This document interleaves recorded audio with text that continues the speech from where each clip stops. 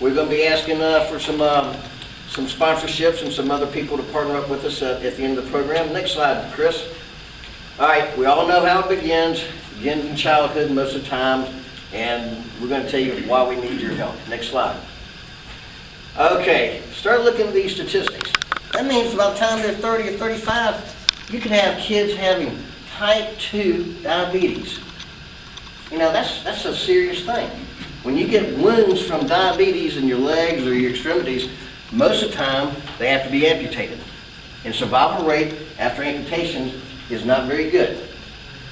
The hospital's got a hyperbaric chamber, 2 of them, that they've been treating these wounds. And that's some of the things that I saw at a board meeting is some of the wounds that they're treating. And it takes sometimes a year to close up a wound. And so it's a serious thing. Next slide. We all know it. When we were kids, most of us had a bicycle. We were out there from the time it was sun up until Mama found you at a neighbor's house, told you to come home and eat.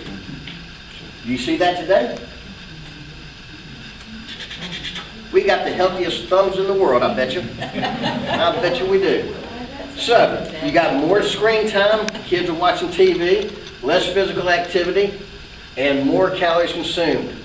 Hey, who needs a 64, 84 ounce soft drink? Do you really need it? Okay, next slide, please. Now, we wanted to bring the national program down to the local level, so the hospital was able to get some statistics for us with the health department. This is our combined population for these 3 counties. This is the percentage or the number that's going to have diabetes. It's going to be diagnosed with diabetes. That's roughly 10%. And the statistics actually say it's going to be increasing. Overall, it's going to increase. 250 people a day lose a leg due to complications of diabetes. 70% could be prevented. That's what we're trying to talk about is prevention. Read this one. I'm not even going to say it out loud, but read it. But also, too, on your table, you have this placemat that we put out for you that does have some statistics, local statistics, as far as the state average of obesity rates, and in Washington County is 35% obese. So we wanted to bring that to your attention as well. We're higher in cancer, diabetes, heart disease, strokes than the state average. So we have to come together to find a common ground to start.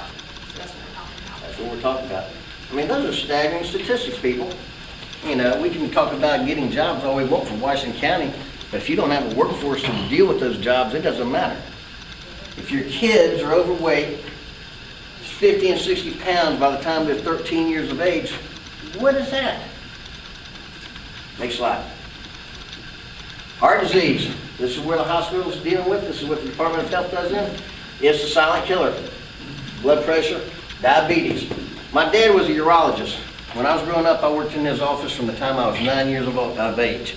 You know what he dealt with primarily? It was prostate cancer, kidney problems. We didn't see a lot of diabetes coming into the office. That's what you hear about now. Next slide, please.